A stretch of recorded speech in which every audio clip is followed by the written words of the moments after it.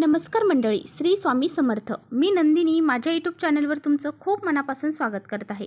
तुमच्या मनातील सर्व चांगल्या इच्छा स्वामी महाराज पूर्ण करो ही स्वामींच्या चरणी प्रार्थना करते आणि आजच्या या नवीन व्हिडिओला सुरुवात करते.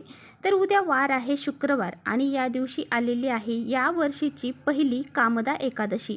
तर चैत्र महिन्यापासूनच हिंदू नववर्षाला सुरुवात झालेली आहे आणि या हिंदू नववर्षातील पहिली एकादशी म्हणून कामदा एकादशी ओळखली जाते. तर पहा, वर्षभरामध्ये 24 एकादशी येत असतात. त्यापैकी महिन्यांमध्ये 2 एकादशी येतात. एक कृष्ण पक्षामध्ये येते आणि एक शुक्ल पक्षामध्ये येते. परंतु प्रत्येक एकादशीचं महत्त्व हे वेगवेगळं असतं. कामदा एकादशीचं महत्त्व सांगायला गेलं तर कामदा एकादशीचं व्रत केल्यास साधकांना 100 यज्ञासमान फळ मिळते. हे व्रत पाळल्याने लोकांच्या मनोकामना पूर्ण होतात. म्हणून या एकादशीला कामदा एकादशी म्हणून ओळखलं जातं. हजारो वर्षाच्या तपस्या तसेच सोने मोती दान करणं, सौभाग्य वस्तूचं दान करणं इत्यादीपेक्षाही केवळ कामदा एकादशीचं व्रत केलं तर त्याचं फळ हे अधिक फलदायी असल्याचं वेद आणि पुराण सांगते. एकादशी तिथीला आपण भगवान श्री हरी विष्णूंची पूजा अर्चा करत असतो. कारण ही एकादशी तिथी आहे तर ती भगवान श्री हरी विष्णूंना समर्पित असते. त्यामुळे आपण त्यांची पूजा करतो. त्यांना आवडणाऱ्या वस्तू त्यांच्या पूजेमध्ये आपण त्यांना अर्पण करत असतो. त्यांना पिवळ्या कलरची फुलं आवडतात. त्याचबरोबर त्यांना तुळशीपत्र हे अतिशय प्रिय आहे. ते सुद्धा आपण त्यांच्या पूजेमध्ये त्यांना आपण अर्पण करत असतो. तर हे झालं पूजेसंदर्भात. परंतु या दिवशी काही उपाय जर आपण घरामध्ये केले तर त्याचे फळ हे आपल्याला अत्यंत प्रभावशाली मिळत असते. म्हणूनच तुम्हाला अतिशय प्रभावशाली उपाय आजच्या व्हिडिओमध्ये मी तुम्हाला सांगणार आहे. आपल्याला घरामध्ये या झाडाचे एक फूल आणायचे आहे. फूल हे जर आपण घरामध्ये आणलं तर फक्त 3 तासात आपल्या घरामध्ये पैसा यायला सुरुवात होईल. 7 पिढ्यांचं दारिद्र्य आपलं नष्ट होऊन जाईल. अतिशय प्रभावशाली उपाय आहे.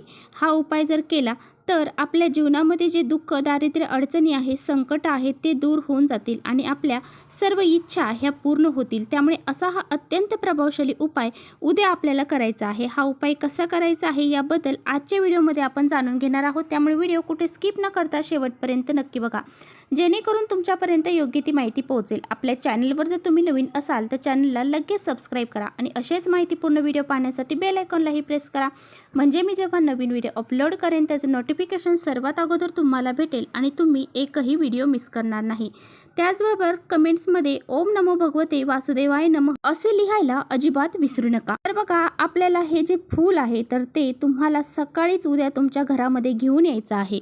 जिथे कुठे फूल भंडार असेल तिथे तुम्हाला हे फूल आरामशीर भेटून, तुमच्या आसपास हे झाड असेल तर या झाडाचे फूल तुम्ही आवर्जून तुमच्या घरी घेऊन यावे. आता बघा, हे फूल आपल्याला आपल्या घरामध्ये का आणायचं आहे तर बघा, उद्या जर तुम्ही हे फूल तुमच्या घरामध्ये या कामदा एकादशीच्या दिवशी जर तुमच्या घरामध्ये आर्थिक समस्या जर तुम्हाला जाणवत असतील तर त्या कमी होतील. तुमच्या घरामध्ये पैशाच्या अडचणी ज्या आहेत त्या दूर होऊन जातील. किंवा तुम्ही बऱ्याच दिवसापासून एखादी इच्छा आहे तुमची, परंतु ती इच्छा तुमची पूर्ण होत नसेल. तुम्ही भरपूर कष्ट मेहनत करत आहात परंतु तुम्हाला त्या कष्ट मेहनतीला फळ प्राप्त होत नसेल आणि यासाठी तुम्हाला हा एक उपाय आवर्जून उद्याच्या दिवशी करायचा आहे.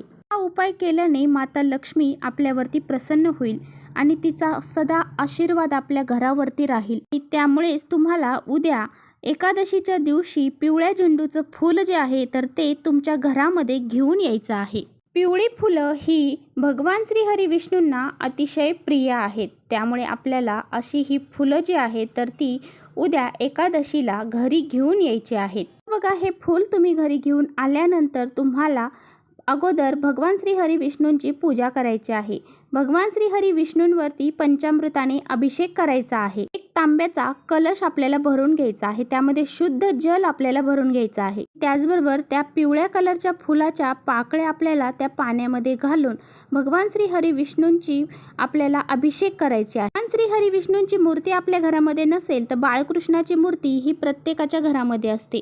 भगवान श्री हरी विष्णूंचाच बाळकृष्ण हा एक अवतार आहे. त्यामुळे आपल्याला जर भगवान श्री हरी विष्णूंची मूर्ती नसेल तर बाळकृष्णाच्या मूर्तीवर तुम्ही अशा पद्धतीने अभिषेक हा करू शकता. हा अभिषेक झाल्यानंतर आपल्याला भगवान श्री हरी विष्णूंना हे पिवळ्या कलरचं फूल आणि तुळशीपत्र हे अर्पण करायचं आहे.